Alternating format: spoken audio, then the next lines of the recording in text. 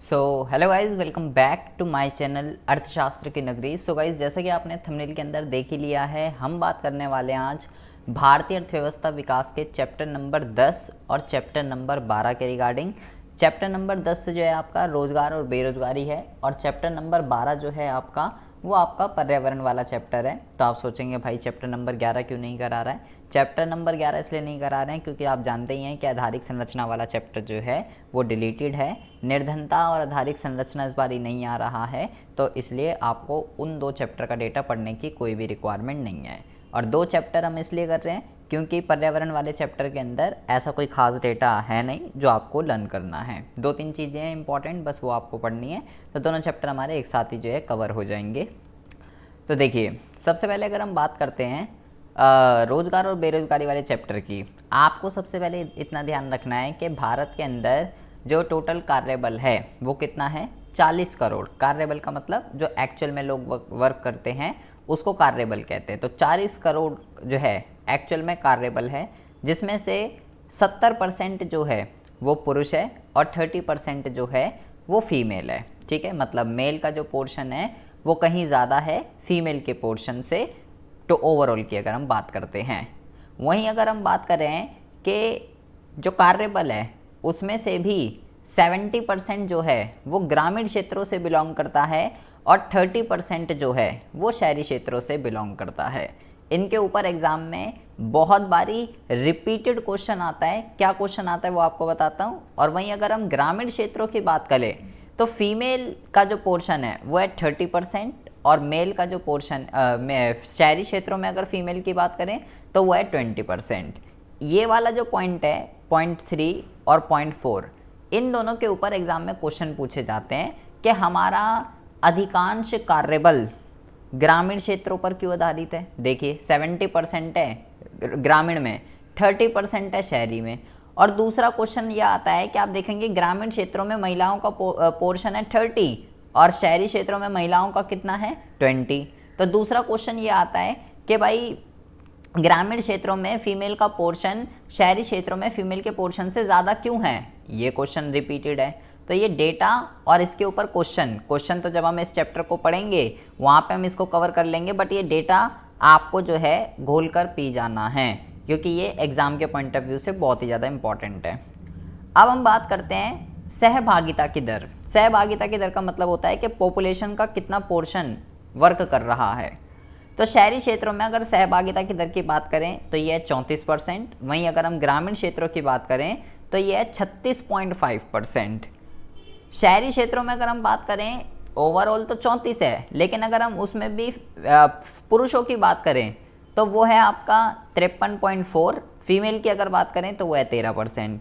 वहीं अगर हम ग्रामीण क्षेत्रों में बात करते हैं पुरुषों की तो ये है 54, और फीमेल की अगर बात करते हैं तो वो है 17। मतलब दोनों ही उसमें आप देख लीजिए, चाहे पुरुषों में देख लीजिए चाहे फीमेल में देख लीजिए, ग्रामीण क्षेत्रों में सहभागिता की जो दर है चाहे वो मेल की हो चाहे वो फीमेल की हो वो ज़्यादा ही है। और ऊपर भी आप देख लीजिए, ओवरऑल की अगर हम बात करें शहरों की है 34 और ग्रामीण क्षेत्रों की है 36। तो हर उसमें ग्रामीण क्षेत्र जो है वो आगे ही है। तो एग्ज़ाम में क्वेश्चन आ जाता है कि भाई ऐसा क्यों है।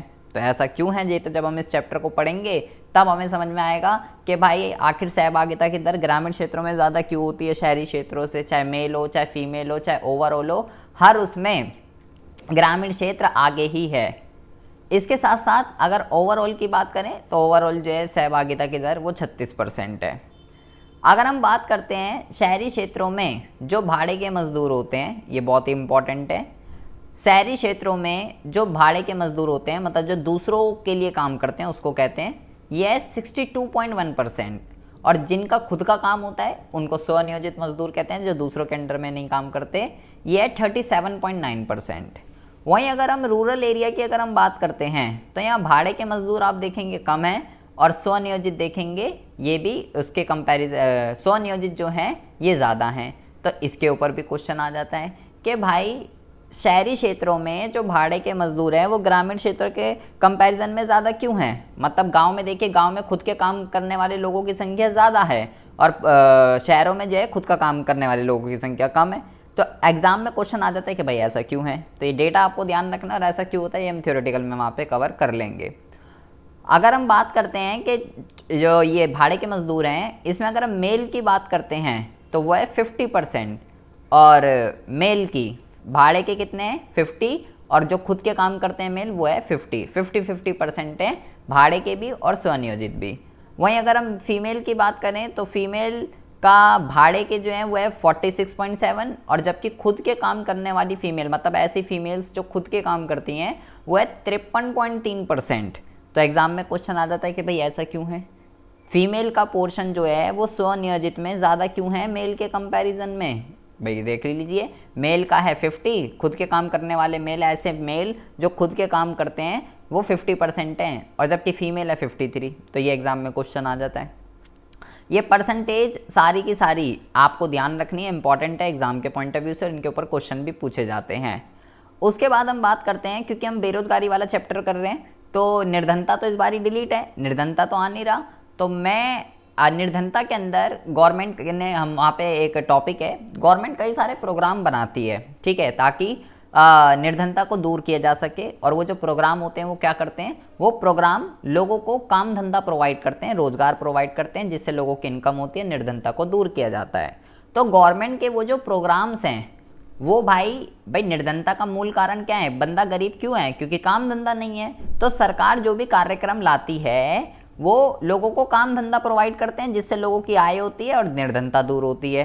तो निर्धनता तो डिलीट है, लेकिन वो जो सारे के सारे प्रोग्राम हैं आप उसको पढ़ के जाइएगा, नॉलेज के लिए भी इम्पॉर्टेंट है और एग्जाम के पॉइंट ऑफ व्यू से भी बहुत ज़्यादा इंपॉर्टेंट है। वो टॉपिक बेरोजगारी से भी लिंक करता है, तो आप उसको पढ़ के ही जाइएगा। आपको बस पढ़ना क्या है, प्रोग्राम्स की बस आपको सबकी डेट याद रखनी है। जैसे कि SGSY की है अप्रैल 1999, SGRY की है 1 सितंबर 2001, SSRY की है, ऐसे ही आता है एग्जाम में लिख के, इसलिए मैंने भी ऐसे ही लिख दिया है, 1 दिसंबर 1997। NSAP बहुत ही ज़्यादा इंपॉर्टेंट है, 15 अगस्त 1995। अन्नपूर्ण योजना अप्रैल 2000, काम के बदले अनाज 2004, और मनरेगा तो है इंपॉर्टेंट बहुत ही ज़्यादा। मनरेगा नोटिफाई हुई थी 7 सितंबर 2005 में, अप्लाई हो गई थी 2 फरवरी 2006 में। तो जो भी जैसा भी होगा MCQ में जो भी ऑप्शन होगा दोनों नहीं होंगे, उसकी टेंशन ना लीजिए कि 2005 भी होगा 6 भी होगा, एक ही होगा। तो अगर 2005 दिख रहा है तो 2005 लगा देंगे, 2006 दिख रहा है तो 2006 लगा देंगे। मनरेगा बहुत ही ज़्यादा इंपॉर्टेंट है, काम के बदले अनाज, अन्नपूर्ण और NSP, ये सब बहुत बारी आते हैं, लेकिन इसका ये मतलब नहीं है ये नहीं आएंगे, ये भी रिपीटेड है, बहुत बारी एग्जाम में आ जाते हैं।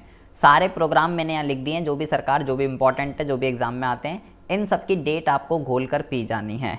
तो अगर हम बात करते हैं बेरोजगारी वाले चैप्टर की, रोजगार और बेरोजगारी, ये सारा डेटा आपको बहुत ही अच्छे से लर्न कर लेना है।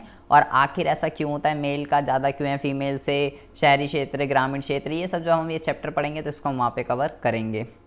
पर्यावरण वाले अगर चैप्टर की बात करते हैं, बहुत ही छोटा चैप्टर है, कोई ऐसा खास डेटा इसमें आपको ये लर्न नहीं करना, बस आपको ये ध्यान रखना है पर्यावरण संरक्षण अधिनियम कब लागू हुआ था, 1986 में ये लागू किया गया था।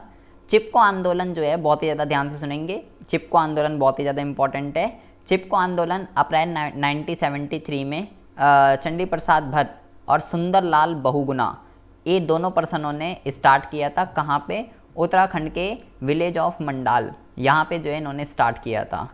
कब स्टार्ट हुआ, किसने स्टार्ट किया, कहाँ स्टार्ट किया, 3 बातें आपको ध्यान रखनी हैं। 1973 अप्रैल 1973 सुंदरलाल बहुगुणा और चंडी प्रसाद भट्ट ने उत्तराखंड के विलेज ऑफ मंडाल में चिपको आंदोलन सबसे पहले स्टार्ट किया था।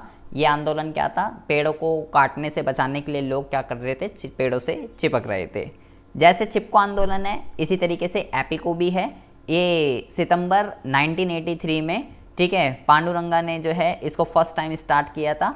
कहाँ पे स्टार्ट किया था, कर्नाटका के अंदर एक डिस्ट्रिक्ट है उटारा, यहाँ पे इसको जो है स्टार्ट किया गया था। तो ये चिपको और एपिको, ये दोनों आंदोलन बहुत ही ज़्यादा इंपॉर्टेंट है एग्जाम के पॉइंट ऑफ व्यू से। कब, कहाँ और किसने स्टार्ट किया था ये ध्यान रखना है।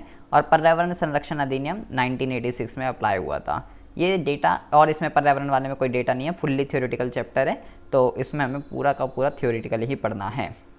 ये सारा का सारा डेटा आपको जो है लर्न कर लेना है।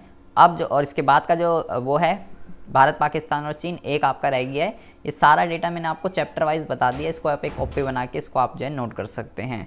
ठीक है जी, वीडियो अच्छी लगी तो प्लीज़ इसको जो है ज़्यादा से ज़्यादा लाइक और अपने फ्रेंड्स में शेयर जरूर कीजिएगा। मिलते हैं आपसे नेक्स्ट वीडियो में ऐसे इंटरेस्टिंग टॉपिक के साथ।